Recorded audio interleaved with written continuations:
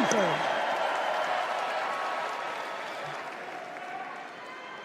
After the last 2 days, aren't you proud to be a Democrat?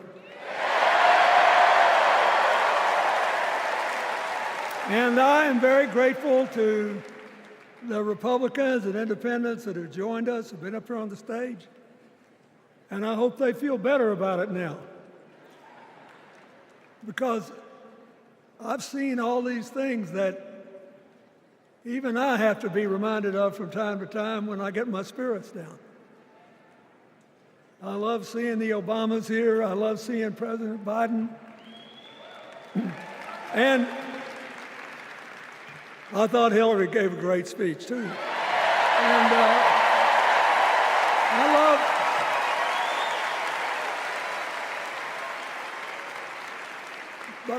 I love seeing all these young leaders. A bunch of them are coming up after me. They look better, they sound better, and they'll be exciting. I do want to say one word about President Biden.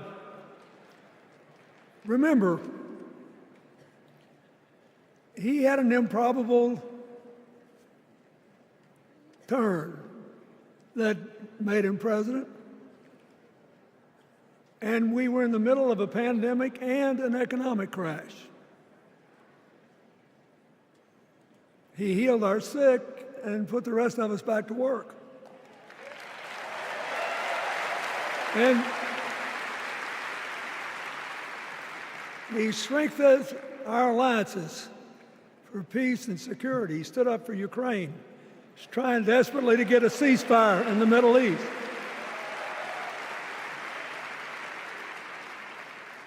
And then he did something that's really hard for a politician to do. He voluntarily gave up political power. And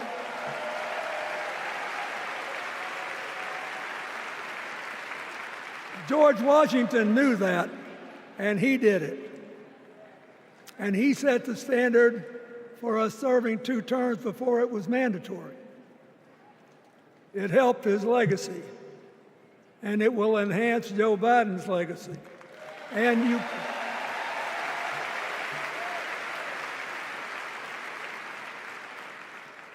it's a stark contrast to what goes on in the other party. So I want to thank him for his courage, compassion, his class, his service, his sacrifice.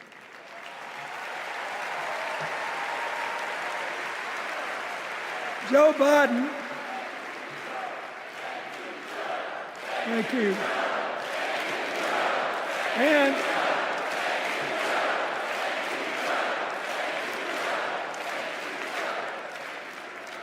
he kept the faith, and he's infected a lot of the rest of us. Now let's cut to the chase. I am too old to gild the lily. 2 days ago, I turned 78, the oldest man in my family of 4 generations. And the only personal vanity I want to assert is I'm still younger than Donald Trump.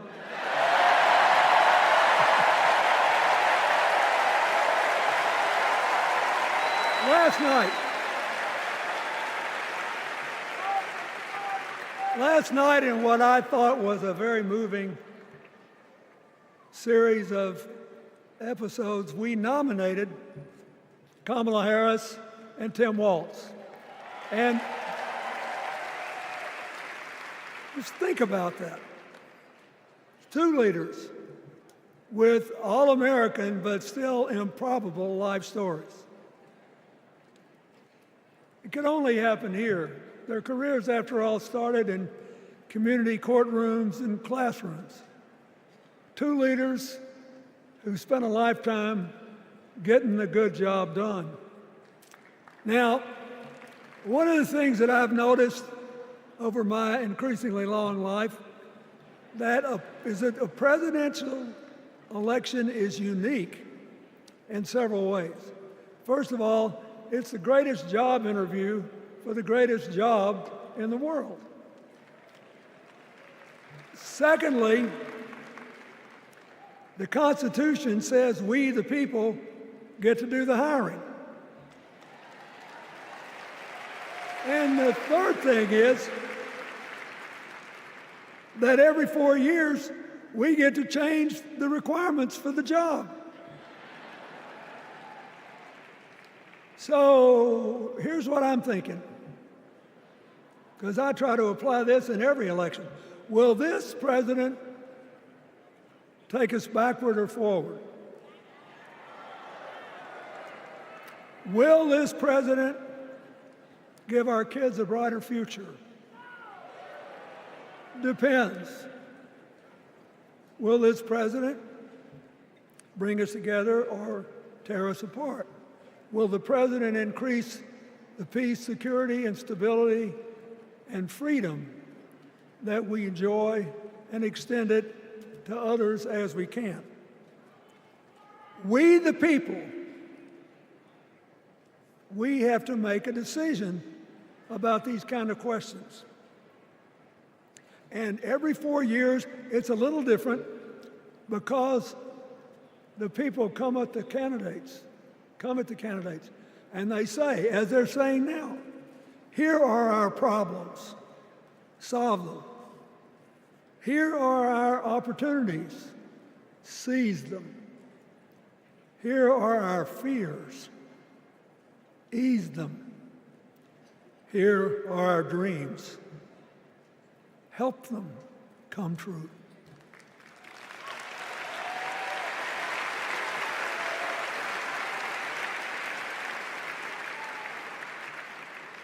A president can answer that call by saying, I'll do my part, but you have to help me. We have to work together. Or you can dodge what needs to be done by dividing, distracting, and diverting us. So in 2024, we got a pretty clear choice, it seems to me. Kamala Harris for the people,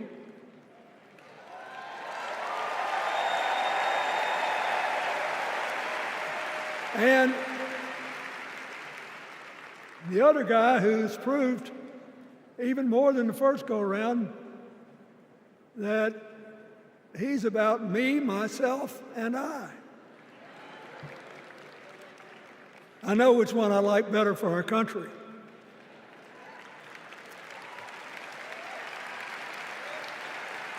Kamala Harris will work to solve our problems, seize our opportunities, ease our fears, and make sure every single American, however they vote, has a chance to chase their dreams. You know, when she was young, she worked at McDonald's. And she greeted every person with that 1,000-watt smile and said, "How can I help you?" Now she's at the pinnacle of power, and she's still asking, "How can I help you?"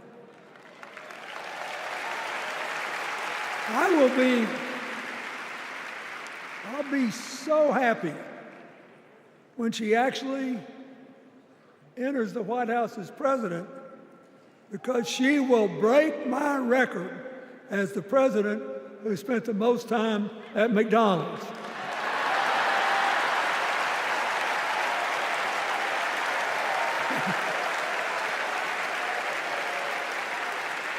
Now, but we got an election to win. And remember, we've got a guy that's pretty good at what he does. Donald Trump has been a paragon of consistency. He's still dividing, he's still blaming, he's still belittling other people. He creates chaos, and then he sort of curates it as if it were precious art. Let me say, not a single day goes by, even though I've been gone for well over 23 years from the White House, not a day goes by that I don't thank the Lord for the chance I had to serve and what it meant. And one of the reasons, thank you. Wait.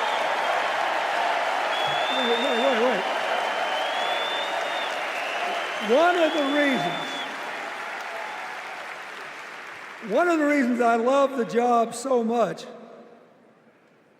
is that in the toughest times, even on the darkest days, if you tried hard enough, there was always something good you could do for somebody else.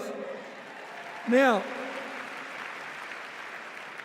some days that's not easy to do. You've got to deal with all these emergencies, or there's something going on here, there, or yonder. But Kamala Harris is the only candidate in this race who has the vision, the experience, the temperament, the will, and yes, the sheer joy to get something done.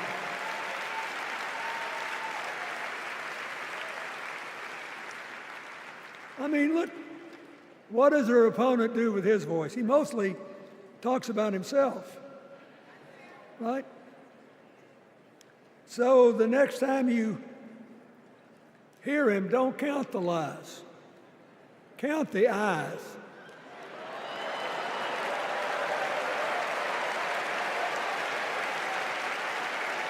Count the eyes. His vendettas, his vengeance, his complaints, his conspiracies. He's like one of those tenors opening up before he walks out on stage, like I did, trying to get his lungs open by singing, me, me, me, me, me, me.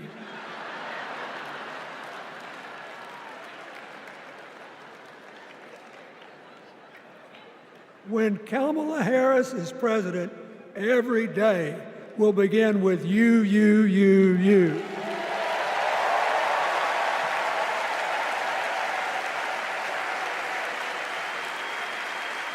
So, we got to ask ourselves the questions if we're going to hire a president. Do you want to build a strong economy from the bottom up and the middle out? Or do you want to spend the next 4 years talking about crowd size?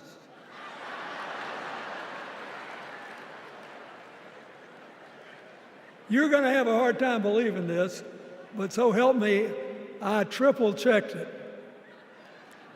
Since the end of the Cold War in 1989, America has created about 51 million new jobs.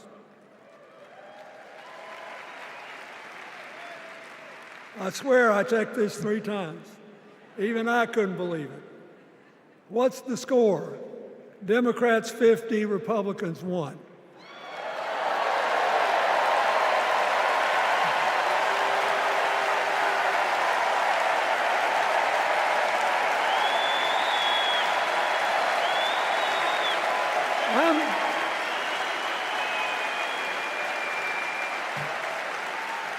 I'm glad that we've got a championship-winning coach on our team.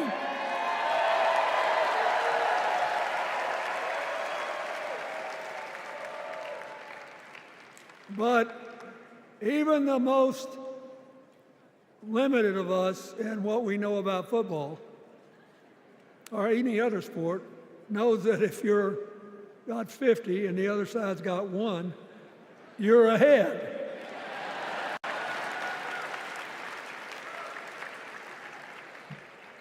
What about affordable housing? It's a terrible problem in America now. We need more. And affordable health care.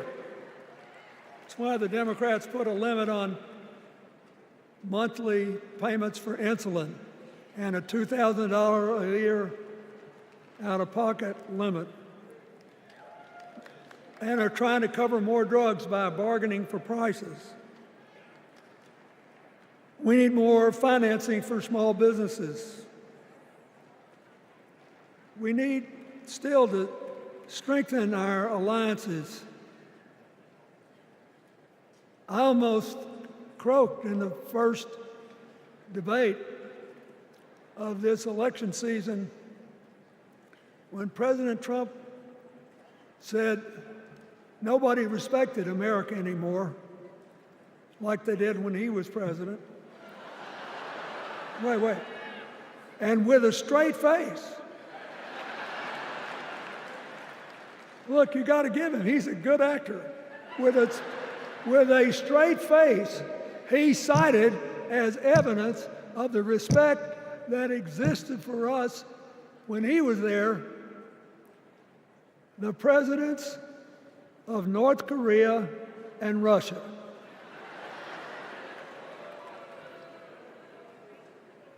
I'd rather have the people who respect us now. And one of the things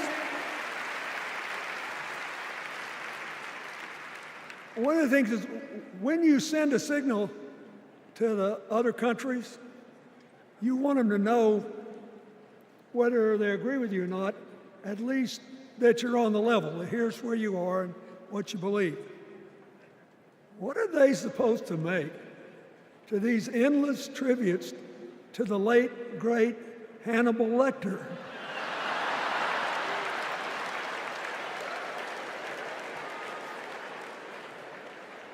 I mean, President Obama once gave me the great honor of saying I was the explainer-in-chief. Folks, I've thought and thought about it, and I don't know what to say.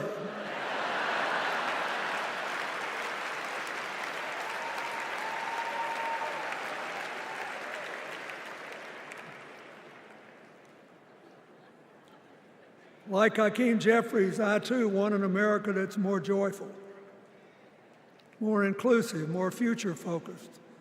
Just think what a burden it's been on us to get up day after day after day after day, buried in meaningless hot rhetoric, when there's so many opportunities out there, so many problems that need to be solved. I want that. And that's the America Kamala Harris will lead. And she's already made her first presidential decision, and she knocked it out of the park when she asked Governor Tim Walz to be her nominee for vice president.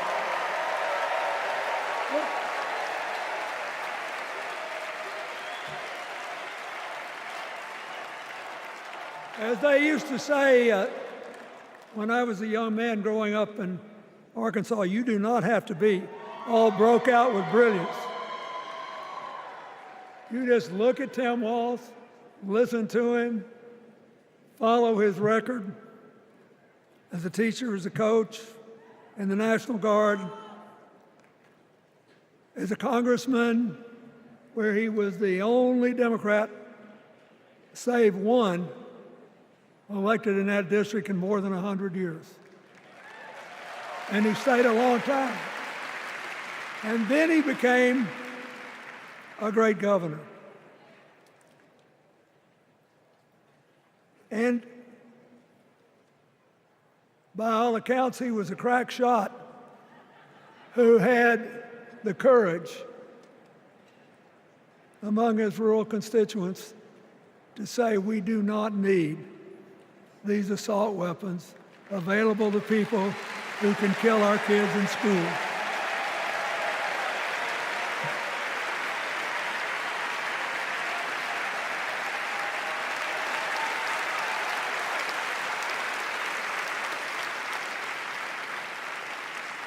So, armed with her first decision, Kamala Harris confronts an interesting dilemma. We're going to walk out of here feeling pretty good, I think. We've got energy, we are happy, we feel like a load's off our shoulders. And we know we're just being asked to fight the same fight that the forces of progress have had to fight for 250 years.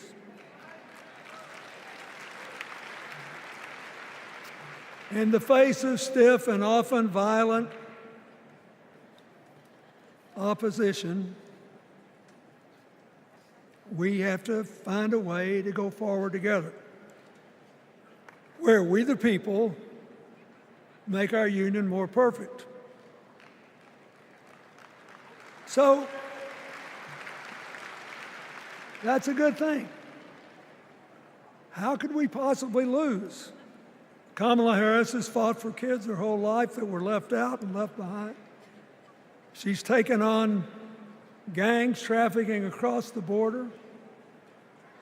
She's fought to protect the rights of homeowners. She's been our leader in the fight for reproductive freedoms, and we know a majority of the American people are with us on that.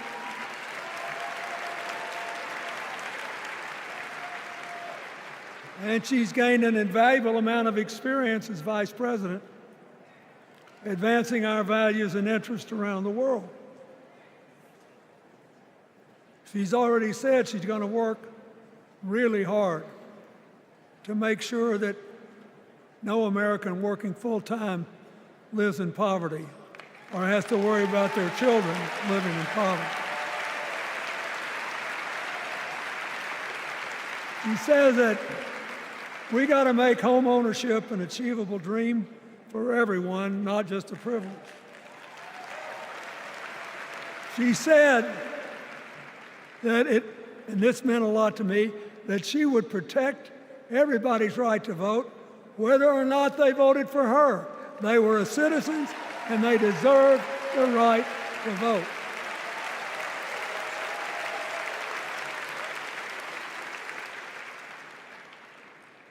The other day, her opponent implied that as his people voted one more time, they'd be able to rig it from now on and they wouldn't have to vote again.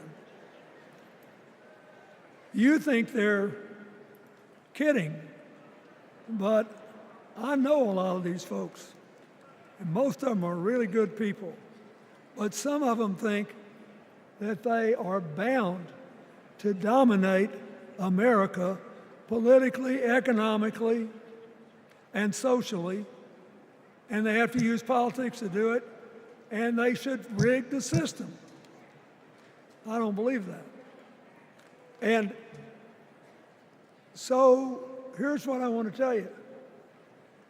We've seen more than one election slip away from us when we thought it couldn't happen, when people got distracted by phony issues or overconfident.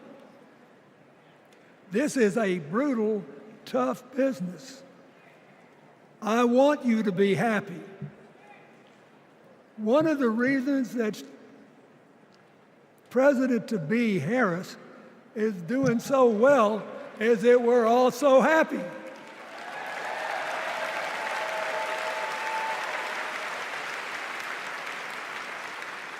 But you should never underestimate your adversary. And these people are really good at distracting us, at triggering doubt, at triggering buyer's remorse.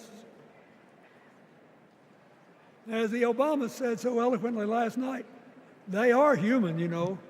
They're bound to make a mistake now and then. We got to be tough. And so, as somebody who spends a lot of time in small towns and rural areas in New York and Arkansas and other places, I urge you to talk to all your neighbors.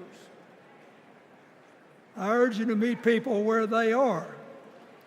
I urge you not to demean them, but not to pretend you don't disagree with them if you do. Treat them with respect, just the way you'd like them to treat you.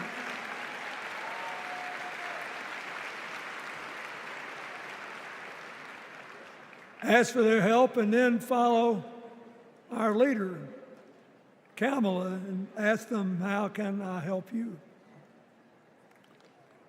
We Democrats right now have a lot of hay in the barn. We've got massive achievements, massive advances, but there's still a lot of slips between today and Election Day that we have to navigate. And so I want to say this from the bottom of my heart. I have no idea how many more of these I'll be able to come to. I started in '76, and I've been to every one since. But no, '72. Lord, I'm getting old. But here's what I want you to know. If you vote for this team, if you can get them elected and let them bring in this breath of fresh air, you will be proud of it for the rest of your life. Your children will be proud of it. Your grandchildren will be proud of it.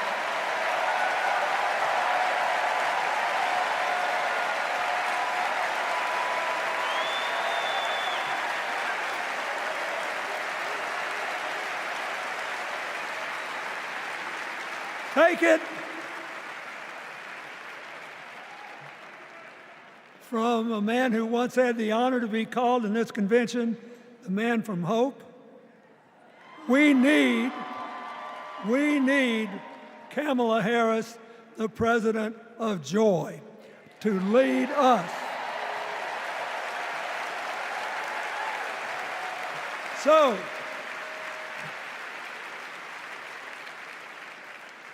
I'll be doing my part, you do yours. I'll see you when we're making a real joyful noise when the votes are counted. God bless you, and God bless America.